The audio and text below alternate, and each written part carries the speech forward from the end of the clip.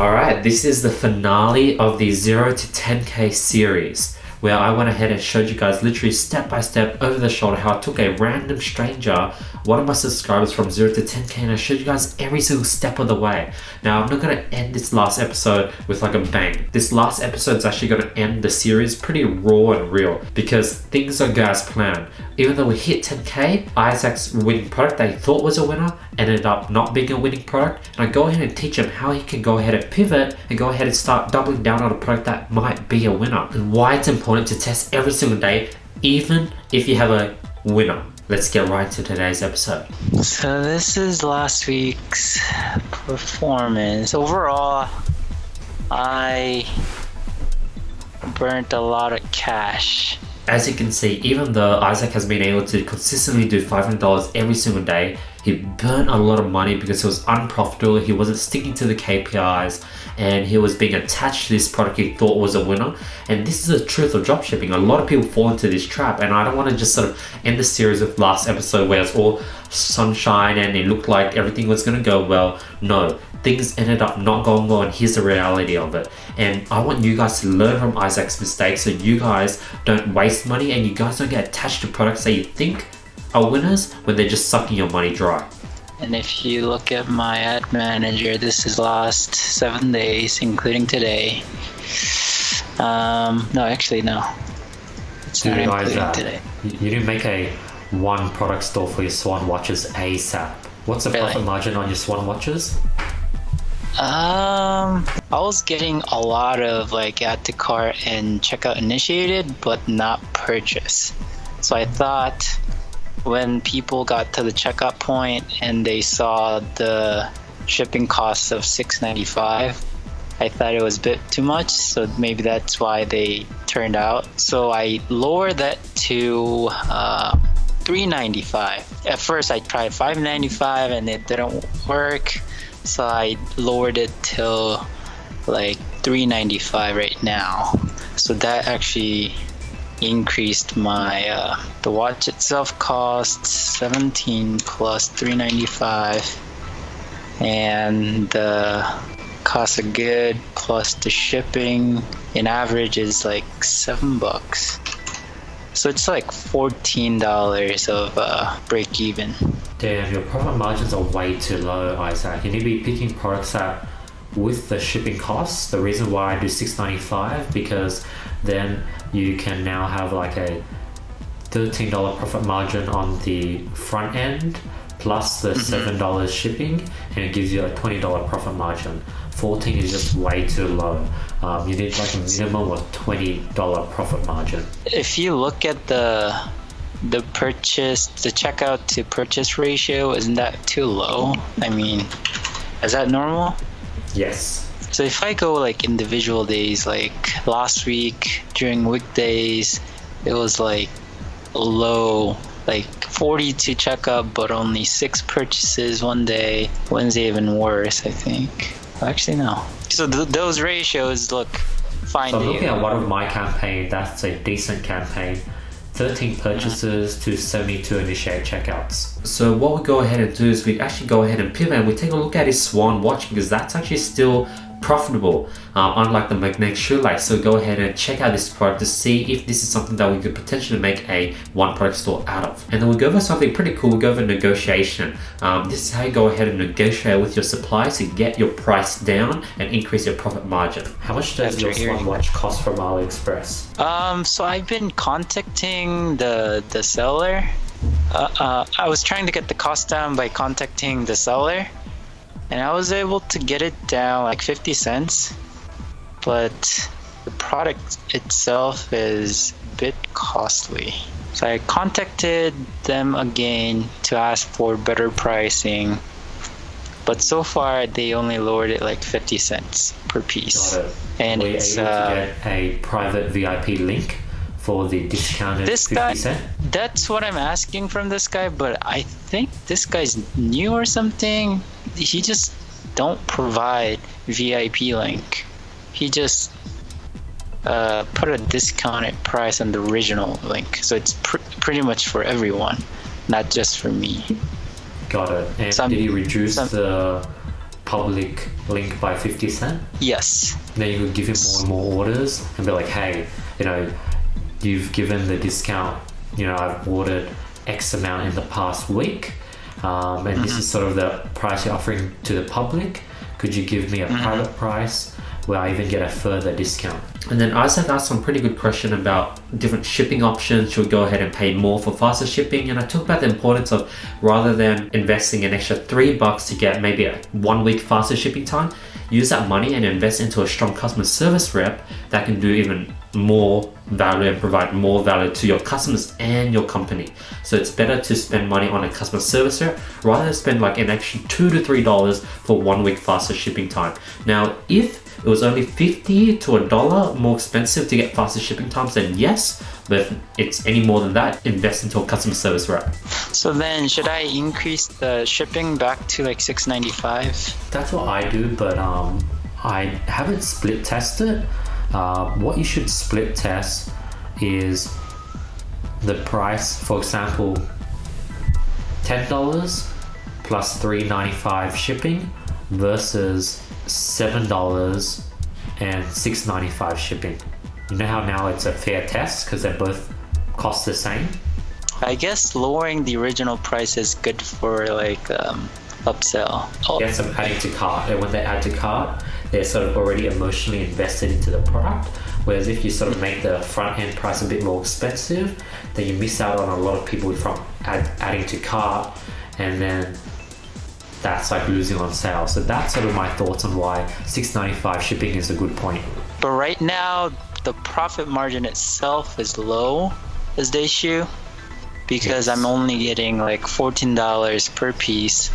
So if I don't want to touch the price itself, it has to come from the shipping. So in this case, you're gonna have to increase both. Another thing with the shipping is that I always try to do like ePacket or AliExpress standard shipping because they, I think, even though you pay like $3, it gets them the quickest. And the other option would be like until December, which is like month and a half. Damn. So you have to pay an extra $2.50 on every order. Right. That's what I've been doing for all the products, pretty much. The shoelace, the ring, the watch.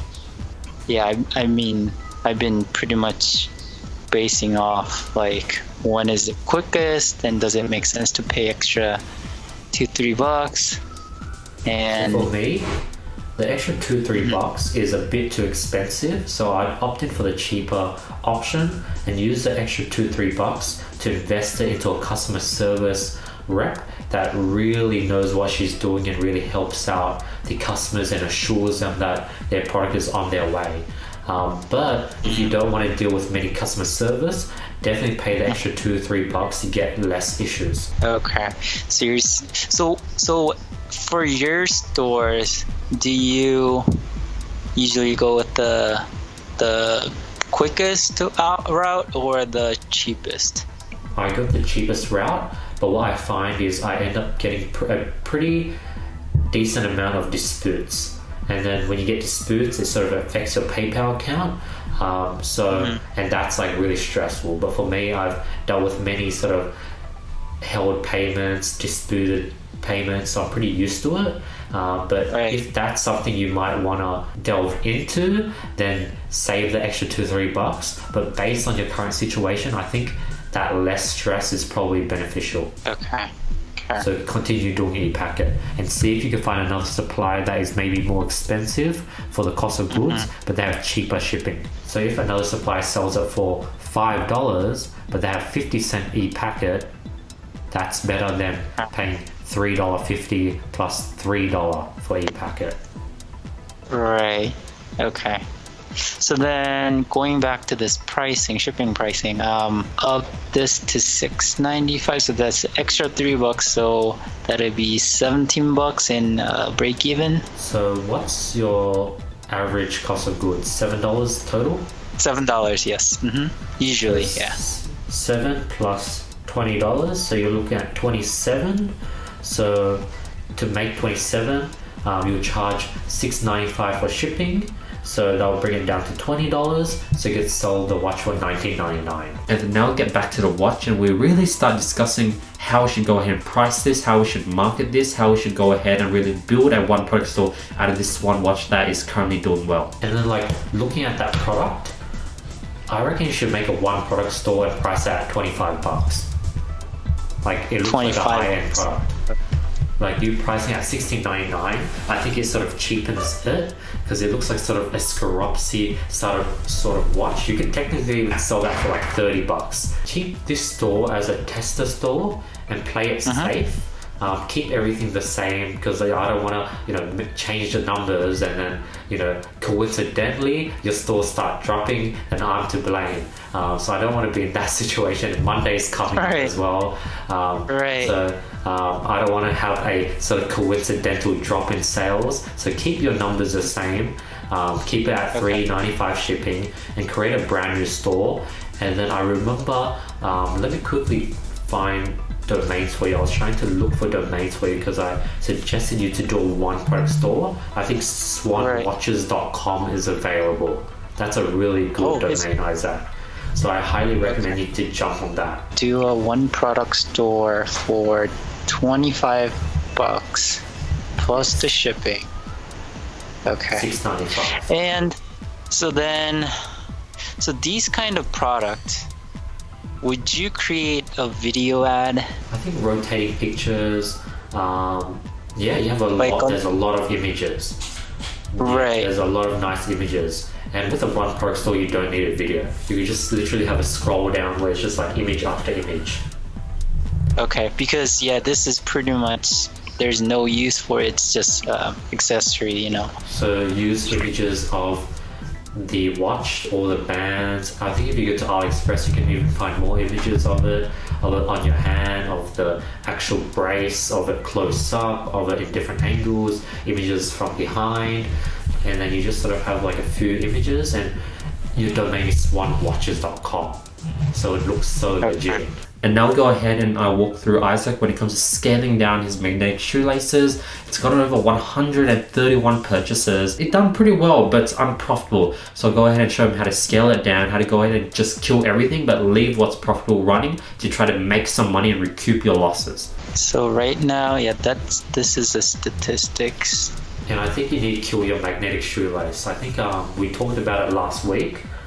Yes, I think it's getting to that point. So question with that one. So I have a video ad it was too late to cancel. So you kill this campaign and you create a new one for the new video ad. So if I do that, will the Facebook still optimize fine with this original campaign being killed? So what you can do is you kill all the ad sets within that campaign and create new ad sets while you're waiting for that new video. So you can just literally have all the ad sets paused, and then when you get the new video, create new ad sets. Correct. You want to turn them all off, or turn everything that's not profitable. Keep anything that's profitable open for now and let it slow burn. So turn all the unprofitable ad sets off, and then when I get the ad ready, start a new lookalike, right? Because targeting at this point is useless, really. With the amount of data that I collected, I think I should be able to do a lookalike like at the cart. What I would do is I would find the best ad sets with the most sales, and I'll duplicate that with the new video. Oh, with the current situation. So like lifetime. So the sneakers Europe. So the sneakers, I turned it off today because that was underperforming way too much. Yeah, so I'll duplicate those two and put in the new video when you get the new video.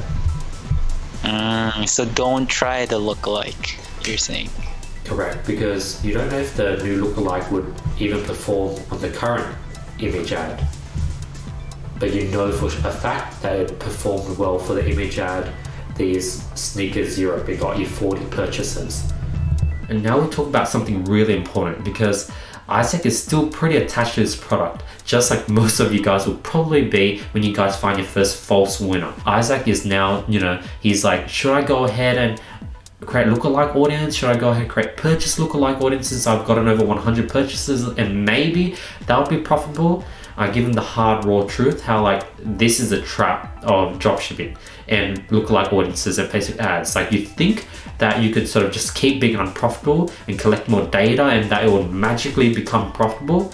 No, like it might magically become break even, but that break even segment of purchase lookalike audiences wouldn't be able to make up for the loss that you've been covering to get all that data. Here's the raw truth. So what if I just do a thumbnail of a same image, but it's a video of how to use it? I split test different thumbnails. So under the ad set, I'll have 3 videos with 3 different thumbnails. Okay. That means you upload the video onto your store 3 times with 3 different thumbnails each. Right, okay. Right now, there's nothing you could kill. So all you have to do is just stop launching new ad sets. And for this one watch, I tried a lookalike yesterday or today, started today, and I tried to keep it minimal this time. Like I wasn't aggressively doubling the budget like I did for shoelace because that killed me last time. Awesome. You're learning from your mistakes. It's good. Yes, I'm trying to minimize and see how it performs in a couple of days before I double it really, because your retargeting seems to do well as well. So those retargetings, I'm using the same ad copy. Yeah, that's totally fine. And then now we'll go ahead and go over the Swanwash campaign and see how we can even scale it further. And then what I recommend is don't launch any new ad sets for the Swan watches. Create the one product store and then duplicate all your best performing ad sets with the new one product store, and then make a new Facebook page called Swan Watches. Get a nice sort of logo, and like this product has potential. Under a new campaign, right? Under the same campaign. I don't know, sometimes I do new campaigns, but I have a feeling let's do it under the same campaign for this one. Oh, don't do the second campaign? Create the one product store and you just sort of create new ad sets, go onto the new link under the same Swan Watches campaign. Oh, under the same campaign. So duplicate the best performing assets using the new ad and the new link. Okay. Exactly. So I duplicate those 4 ad sets that have over 10 purchases, and then I'll make say 004 new store dash brace, and then I'll have the name for each one of those ad sets. But I'll have like new store at the end of it, letting me know that this is the one for the new store, and then I'll target the ad that you repost. And then the ad you just switch out for the new ad that would be on your new Facebook page, Swan Watches. Okay. Looking at this current statistics, how profitable do you think this is? Like if I go with a one product store, do you think it'll be like realistically, how much profit will I get out of this? Like I think your stats that you have right now, you might go from say, I think the overall stat was $19 cost per purchase, was it? So I cleared it right now. Okay, so I think your cost per purchase might go from $17.85 maybe down to $15, but your profit margin is much larger. Right, the purchase value, conversion value will be a lot higher. Your ROAS might like decrease, exactly. Your ROAS would increase. So realistically, how much profit do you think I can get out of from the one product store? Say like $25 price plus the shipping of $6.95, which is like more than $20 of break even. So I think it will go better than your current campaign. So how much money are you making from your current campaign? I would say I'm not that profitable right now. I think with the one product store, you'll probably become profitable. And then that will last a couple of weeks? Or how long has this product lasted so far? So far it's when did I start? So September 28th was the first day. So 2 weeks now. 2 weeks. This product might have like longevity for like a few months, maybe. It really depends. Like this campaign looks like it will survive for like 2 to 3 weeks max. Looking at this campaign, but looking at your current campaign right now, this campaign looks like, but the fact that it's not making money and you're making a loss, I think the loss is just going to keep increasing over time. Right. But without having a same set of data for your new one product store, I won't be able to predict anything. But you said it's only going to get worse. But you said to still start the ad sets under the same campaign. Yes. So what you can do, you could create a new campaign to have the data separate if you want. If you have the new ad sets under this same campaign, some of the data transfers over, some of the optimization within the campaign transfers over and gives your new ad sets a light boost. And now we'll go over sort of the potential loss. Like Isaac stopped daily testing and this is sort of what happens. We'll go over the math of what he lost on, because the amount of time and money he put into the magnetic shoelaces and him stopping daily testing, this is the opportunity cost he lost on. Because I've noticed that the past 2 weeks or a week and a half, you haven't tested any new products and you have only tested 10 products. It took me 70 products to find out one winner that really made a lot of money. It probably made me like 50-60 grand off one product after expenses. So you are only at your 10th product. So you also want to keep that in mind as well. And then you could also keep in mind that what if you just sort of didn't spend all that money on the shoelace or Swarovski watch, or the Swan watch, how much products you could have tested. Starting now, like daily budget? Let's go lifetime and then let's see all the ad sets. So you spent 5,600 on those 2 products. So with 5,600, let's say you spend, your previous product launches, such as the trash bin, the reusable lint roller, bicycle light, luggage, let's say you spend an average of $60 per product. Divide 5,600 by 60, that is 96 new products. So you could have used a budget that you use for those Swan watch and magnetic shoelace to test an extra 93.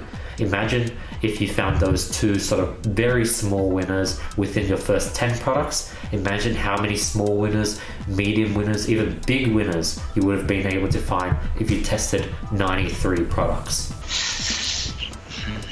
Okay. So given that, maybe it might not be a good idea for you to make the one product store if things are getting tight and you're starting to go into a slump. And what happens if you do put in the time into this Swan watch and it doesn't work out and it's not profitable? For me, I'd be pretty okay and I just sort of trash the store and go back to testing.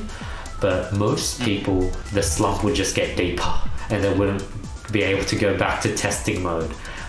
So how do you feel, Isaac? I think I'm at that point already because I thought the shoelace would be more successful than this, and it was kind of disappointing to diagnose. This was your first product, remember, Isaac? This was your very first product. It was. If it was a big winner, that would be the odds of your first product being a winner is like 0.1%. Right. Yeah, to think that way, yeah. Like 3 out of 10 of your products, even 4 out of 10 of your products got a lot of sales. Like that's not normal. Imagine you just tested more and you're more ruthless and you killed them earlier. So given that you're in a really deep slump and I don't know, this is just me guessing, that if you spent a day to launch your one product Swan watch store and it didn't work out, you would feel devastated. If that's the case, don't launch the one product store and go back to testing mode.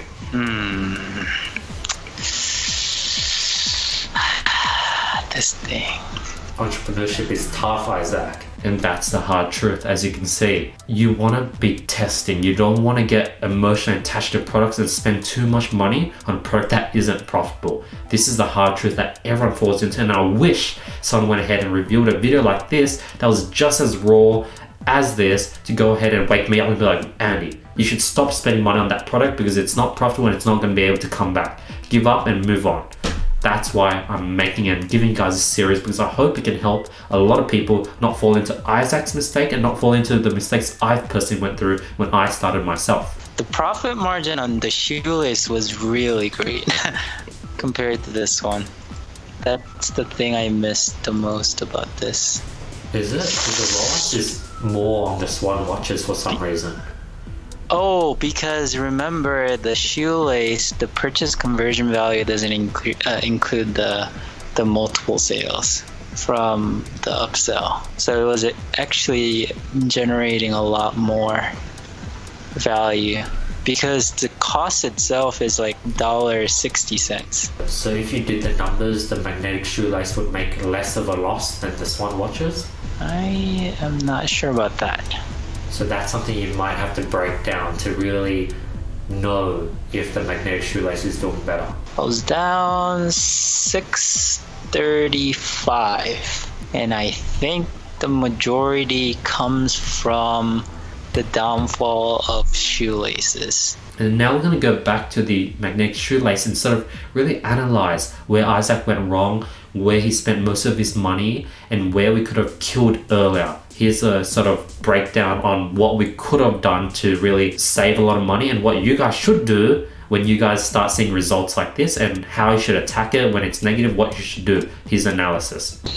Pretty much this week, this thing just killed me. I spent $1,300 and the conversion value was 800, and probably I can add like $100 to that for upsell. 200 actually. Why do you think that happened? Were you launching more ad sets to compound your loss, or were you not killing early enough? So the main issue with this one was that these two ad sets, I aggressively increased the budget from last weekend, and I did not realize the early in the week the sales are weak. Show me the stats from like the 7th to 11th. 7th to 11th. So I would have killed those two then. Right. Because it's so 5 days worth of data. Right. So that's why I killed the first one and the second one yesterday. But yeah, that wasn't early enough. Show me the 6th to the 10th. 6th to the 10th. That was also, yeah. So you could have killed it on the 10th. And now you could show me from the 5th to the 9th. That's what I did. So I was decreasing the budget, not killing the ad set. That's what I was doing day by day. So you could have killed it on the 9th as well. So now I think your another problem is being emotionally attached to ad sets. I think so. But I'm here to tell you, don't do that anymore. Okay. I don't want to be the one to say it that harshly, but it's going to help you in the long run. Right. I think that was the main issue. So then I was at a dilemma to kill the budget kill the asset versus lower the budget. So what you do is you half the budget and then you see if it performs over the next 2-3 days. If it doesn't, don't half it again, just kill it. Yeah, that's what I was doing this past week, or this week, that I was pretty much halving the budget day by day, and it got to this point where I spent too much. So ideally, sometimes I'm just really savage where I don't even half. I just kill it and I take my profits and I leave. Because when you half it again and again and you let it run over a period of time, it just runs your profit. Yeah. Exactly. That's what pretty much happened right now for this product. And here's the math on how dropshipping works and how one winner will make up all the money for all your testings, and plus how that testing period you actually don't lose much money because you get sales to come in, and how like the money you do sort of spend and invest, that isn't gone to waste because you've learned so much. And the fact that you're down 635 over the past 3 weeks, if you divide 635 by 21, you only spent $30 every day. That is true, yes. So you're in a really good spot. And you gain a lot of experience. Like, look at all these like scaling you're doing. You know how to use lookalike audiences, you're duplicating, you're scaling to individual country. Like $30 a day for you to become a like Facebook expert is worth it. Like, looking at your ad sets, you now know how to scale. When you find a winning product, you're gonna blow it out the water, Isaac. Okay. Like, people pay like 5,000, 10,000 just to like get to where you are, and you're able to get to here, you know, given that you have to pay the initial mentorship costs, but for $630, you're basically a Facebook expert. All right, okay. That's a positive, thank you. Positive way to think about it, yeah. And now go ahead and talk with a one product store and what he should go ahead to move forward and overcome these adversities. So now I think you should go back to product testing. Like, imagine if you kept product testing one product a day, and then now you're pretty experienced. Why not crank it up to 2-3 products a day if you just have nothing else to do, and really scale down the Swan watches and magnetic shoelace, and maybe just let them slow burn, and maybe when you find another winning product, maybe by then when you feel more comfortable, set up the swanwatches.com. So then don't you think that's too late for one product store for the Swan watch at that point? But do you think you're mentally capable to launch it now? That's the main question. I mean, I guess it all depends on the potential. What happens if you launch it and it just slumps, like it just does not work, and you spend a whole day to launch up this one product store? So the time, it doesn't matter, it's the money at this point, you know, so because you spend the whole time and you spend $100 and it didn't work. $100 is nothing. I can invest that. Done. Make a one product store with Swan watches, put in one whole day, duplicate those 5 ad sets, run them at $10 each, and let them run for like 2-3 days. How about the apps?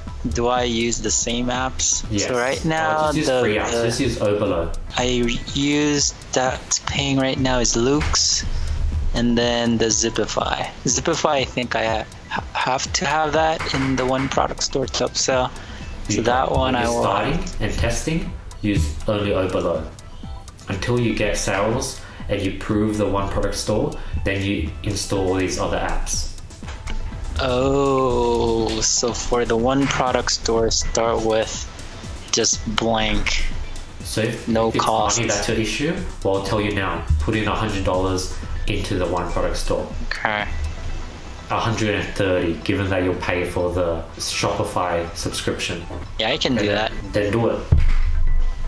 Okay. On top of testing products every day. But then for shoelace, you think that's done? The product is done. Yeah, even though it's like even though I get a new purchases. So even though I get a new ad, you still think it's not going to work? I reckon spend $50 on the new ad under the same store, general store. Right. Okay. That shall be my next spending on this. You're on a roll, Isaac. You need to keep up the momentum.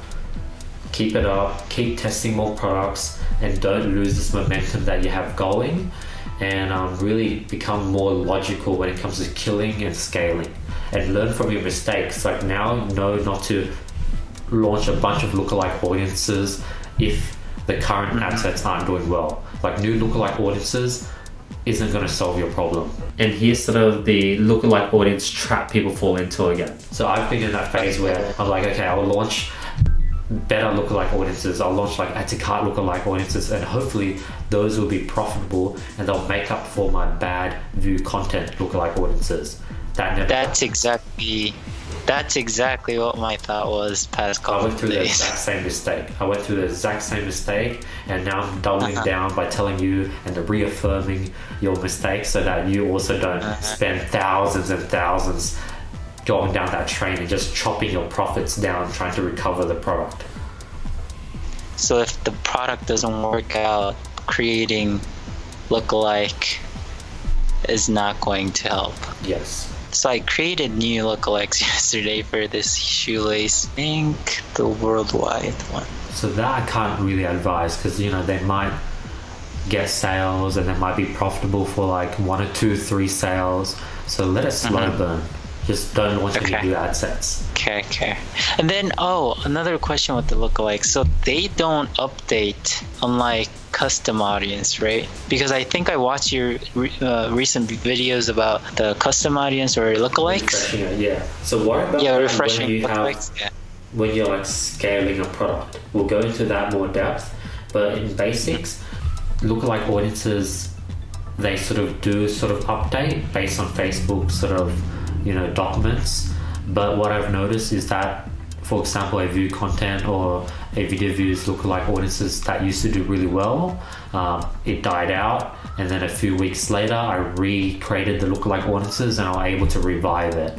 But if you have a weak product, it's going to fall back into the same mentality of recreating lookalike audiences, hoping that they'll make up for your loss. So you'll fall down the same trap if you don't have a winning product. And based on stats right now, the product died, it appears, because of how underperforming this thing is. Okay. You look for a product that would overperform with video views lookalike audiences, view content lookalike audiences, interest targeting. You don't want to be making a loss to collect add to cart data just so you can make add to cart lookalike audiences.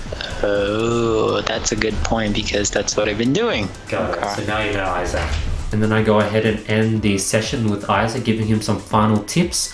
He asked about profit margins. I tell him about how dropshipping, you're roughly net 20%. So sort of tell him about how there's a lot of potential in dropshipping, how one product can make you, thousands of dollars and cover like hundreds of failed products. And that's sort of the motivation he needed to hear. You're becoming a Facebook expert. That's what I'm hoping for. Yeah, very close. Like, you know what you're doing. Like, you're on the right track. You're starting to know Facebook inside out. You're starting to know when to kill, when to scale.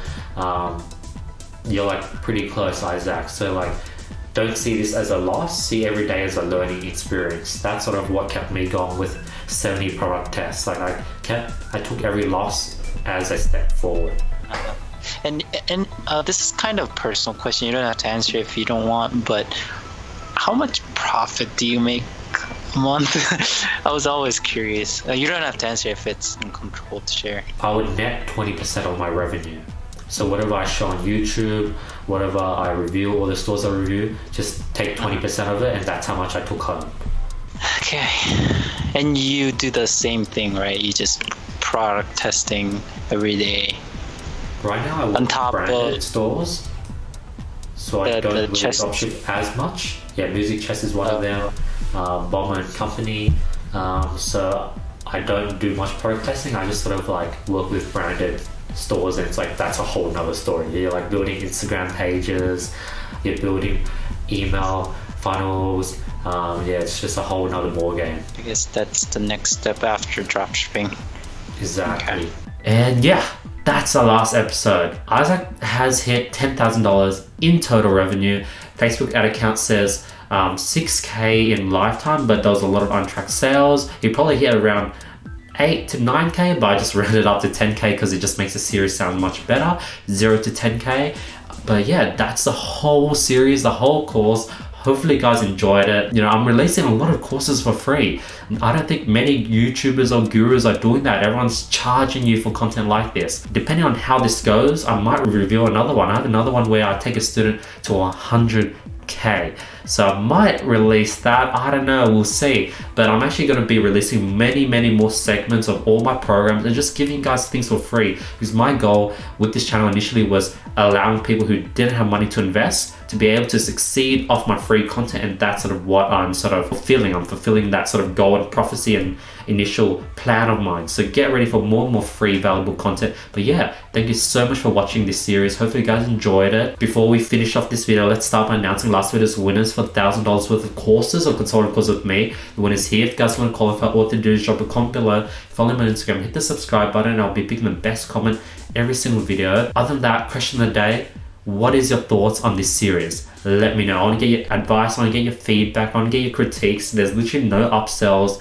This is a completely free course. Let me know what your thoughts are. I've been answering every single comment. Hit me up on Instagram with any questions whatsoever. And yeah, thank you so much for supporting this whole series. I just want to say thank you, and I'll be seeing you guys tomorrow with more value. Peace.